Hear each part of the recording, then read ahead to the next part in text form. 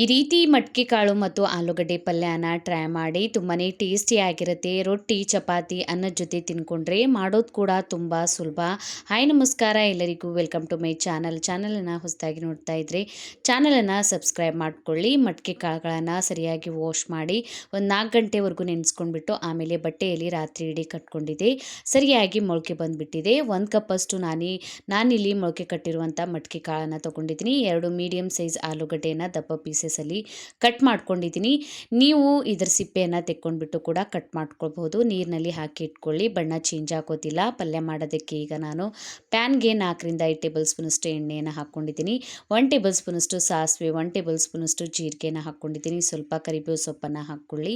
ಇದಕ್ಕೆ ಈಗ ಒಂದು ಮೀಡಿಯಮ್ ಸೈಜ್ ಸಣ್ಣ ಕಟ್ ಮಾಡ್ಕೊಂಡಿರುವಂತಹ ಈರುಳ್ಳಿ, ಶುಂಠಿ ಬೆಳ್ಳುಳ್ಳಿ ಪೇಸ್ಟನ್ನು ಹಾಕ್ಕೊಂಡಿದ್ದೀನಿ. ಸರಿಯಾಗಿ ಇದನ್ನು ಸ್ವಲ್ಪ ಹಸಿ ವಾಸನೆ ಹೋಗೋವರೆಗೂ ಫ್ರೈ ಮಾಡ್ಕೊಳ್ಳಿ. ಈಗ ಇದಕ್ಕೆ ಟೊಮ್ಯಾಟೊ ಹಣ್ಣನ್ನು ಕೂಡ ಕಟ್ ಮಾಡ್ಕೊಂಡ್ಬಿಟ್ಟು ಹಾಕ್ಕೊಂಡಿದ್ದೀನಿ. ಸರಿಯಾಗಿ ಇದನ್ನು ಕೂಡ ಮಿಕ್ಸ್ ಮಾಡ್ಕೊತಾ ಸ್ವಲ್ಪ ಸಾಫ್ಟ್ ಆಗೋವರೆಗೂ ಬೇಯಿಸ್ಕೊಳ್ಬೇಕು. 1 ಟೇಬಲ್ ಸ್ಪೂನಷ್ಟು ಧನಿಯಾ ಪೌಡರ್, 1 ಟೇಬಲ್ ಸ್ಪೂನಷ್ಟು ಮಸಾಲ ಖಾರನ ಹಾಕ್ಕೊಂಡಿದ್ದೀನಿ. ಖಾರಕ್ಕೆ 1 ಟೇಬಲ್ ಸ್ಪೂನಷ್ಟು ಖಾರದ ಪುಡಿಯನ್ನು ಹಾಕ್ಕೊಂಡಿದ್ದೀನಿ. ಖಾರ ನೀವು ನೋಡ್ಕೊಂಡ್ಬಿಟ್ಟು ಕಡಿಮೆ ಜಾಸ್ತಿ ಮಾಡ್ಕೊಳ್ಬಹುದು.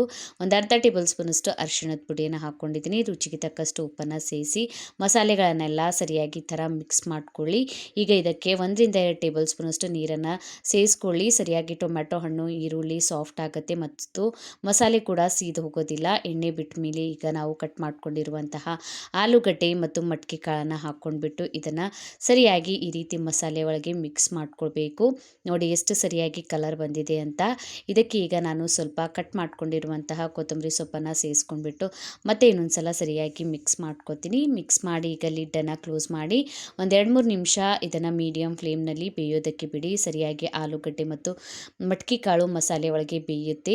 ಆಮೇಲೆ ಮತ್ತೆ ಇದನ್ನು ಒಂದು ಸ್ವಲ್ಪ ಮಿಕ್ಸ್ ಮಾಡ್ಕೊಂಡ್ಬಿಟ್ಟು ಇದಕ್ಕೆ ಈಗ ನಾನು ನೀರನ್ನು ಸೇರಿಸ್ಕೋತೀನಿ. ಗ್ರೇವಿ ಥರ ಮಾಡ್ತಾ ಇದ್ದೀನಿ ನಾನು. ಆಲೂಗಡ್ಡೆ ಬೇಯೋದಕ್ಕೆ ನೀರು ಕೂಡ ಬೇಕಾಗುತ್ತೆ. ನೀವು ನೋಡ್ಕೊಂಡ್ಬಿಟ್ಟು ನಿಮ್ಗೆ ಎಷ್ಟು ಗ್ರೇವಿ ಬೇಕು ಅಷ್ಟು ನೀರನ್ನು ಹಾಕ್ಕೊಳ್ಬಹುದು. ನೀರು ಆಲೂಗಡ್ಡೆ ಬೆಂದ ಮೇಲೆ ಸ್ವಲ್ಪ ಕಡಿಮೆ ಆಗುತ್ತೆ, ಅದಕ್ಕಾಗಿ ಮತ್ತೆ ಇನ್ನೊಂದು ಸ್ವಲ್ಪ ನಾನು ಹಾಕ್ಕೊಂಡಿದ್ದೀನಿ. ನೀವು ನೋಡ್ಕೊಂಡ್ಬಿಟ್ಟು ಹಾಕ್ಕೊಳ್ಬಹುದು. ಈಗ ಇದನ್ನು ಒಂದು ಸಲ ಸರಿಯಾಗಿ ಮಿಕ್ಸ್ ಮಾಡ್ಕೊಳ್ಳಿ. ಮಿಕ್ಸ್ ಮಾಡ್ಕೊಂಡ್ಬಿಟ್ಟು ಇದಕ್ಕೆ ಈಗ ನಾನು 1 ಟೇಬಲ್ ಸ್ಪೂನಷ್ಟು ಶೇಂಗಾನ ಹುರ್ಕೊಂಡ್ಬಿಟ್ಟು ಪುಡಿ ಮಾಡ್ಕೊಂಡಿದ್ದೆ. 1 ರಿಂದ 1.5 ಟೇಬಲ್ ಸ್ಪೂನಷ್ಟು ಹಾಕ್ಕೊಳ್ಳಿ, ಚೆನ್ನಾಗಿ ಟೇಸ್ಟ್ ಬರುತ್ತೆ. ಸ್ವಲ್ಪ ಕಟ್ ಮಾಡ್ಕೊಂಡಿರುವಂತಹ ಕೊತ್ತಂಬರಿ ಸೊಪ್ಪನ್ನು ಹಾಕ್ಕೊಳ್ಬಹುದು. ಸರಿಯಾಗಿ ಮಿಕ್ಸ್ ಮಾಡ್ಕೊಳ್ಳಿ. ಉಪ್ಪನ್ನು ನೀವು ನೋಡ್ಕೊಂಡ್ಬಿಟ್ಟು ಸೇರಿಸ್ಕೊಳ್ಬಹುದು. ನಾವು ಸ್ಟಾರ್ಟಿಂಗಲ್ಲಿ ಹಾಕಿದ್ದೀವಿ, ಸಾಕು. ಈಗ ಈ ರೀತಿ ಅರ್ಧ ಲಿಡ್ಡನ್ನು ಕ್ಲೋಸ್ ಮಾಡಿ ಇದನ್ನು ಮೀಡಿಯಂ ಫ್ಲೇಮ್ನಲ್ಲಿ ಸರಿಯಾಗಿ ಆಲೂಗಡ್ಡೆ ಬೇಯೋವರೆಗೂ ಬೇಯಿಸ್ಕೊಳ್ಳಿ. ಒಂದು 10 ನಿಮಿಷ ನೀವು ಬೇಯಿಸ್ಕೊಂಡ್ರೆ ಸಾಕು, ಆಲೂಗಡ್ಡೆ ಬೆಂದ್ಬಿಡುತ್ತೆ. ಮಟ್ಕೆ ಕಾಳು ಬೇಯೋದೇನು ಬೇಡ. ಈಗ ಚೆಕ್ ಮಾಡ್ಕೊತಾ ಇದ್ದೀನಿ ಆಲೂಗಡ್ಡೆ ಬೆಂದಿದೆ ಇಲ್ಲ ಅಂತ. ನೋಡಿ ಸರಿಯಾಗಿ ಈ ರೀತಿ ಆಲೂಗಡ್ಡೆ ಬೇಯಬೇಕು. ಟೇಸ್ಟಿಯಾದಂತಹ ಈ ಮಟ್ಕೆ ಕಾಳು ಆಲೂಗಡ್ಡೆ ಪಲ್ಯ ರೆಡಿ ಆಗುತ್ತೆ. ಈ ವಿಧಾನದಲ್ಲಿ ಒಂದ್ಸಲ ಟ್ರೈ ಮಾಡಿ, ತುಂಬಾ ಟೇಸ್ಟಿಯಾಗಿರುತ್ತೆ. ರೊಟ್ಟಿ, ಚಪಾತಿ, ಅನ್ನದ ಜೊತೆ ತಿನ್ಕೊಳ್ಳೋದಕ್ಕೆ ಮತ್ತು ಮಾಡೋದು ಕೂಡ ತುಂಬ ಸುಲಭ. ಮನೆಯಲ್ಲಿರುವಂತಹ ಕಡಿಮೆ ಮಸಾಲೆಯಿಂದ ಟೇಸ್ಟಿಯಾದಂತಹ ಈ ರೀತಿ ಪಲ್ಯನ ಟ್ರೈ ಮಾಡಿ ನೋಡಿ. ಕಮೆಂಟ್ ಒಳಗೆ ತಿಳಿಸಿ ವಿಡಿಯೋ ಹೇಗೆ ಅನ್ನಿಸ್ತಂತ. ವಿಡಿಯೋ ಇಷ್ಟ ಆಗಿದ್ದರೆ ವಿಡಿಯೋಗೊಂದು ಲೈಕ್ ಮಾಡಿ, ಫ್ಯಾಮಿಲಿ ಮತ್ತು ಫ್ರೆಂಡ್ ಜೊತೆ ಶೇರ್ ಮಾಡಿ. ಇದೇ ರೀತಿಯ ವೀಡಿಯೋಸನ್ನು ನೋಡೋದಕ್ಕೆ ನನ್ನ ಚಾನಲನ್ನು ಸಬ್ಸ್ಕ್ರೈಬ್ ಮಾಡ್ಕೊಳ್ಳಿ, ಬೆಲ್ ಐಕನ್ ಪ್ರೆಸ್ ಮಾಡಿ. ಇನ್ಸ್ಟಾಗ್ರಾಮ್ ಮತ್ತು ಫೇಸ್ಬುಕ್ ಪೇಜಿಗೂ ಫಾಲೋ ಮಾಡ್ಕೊಳ್ಳಿ. Thank you.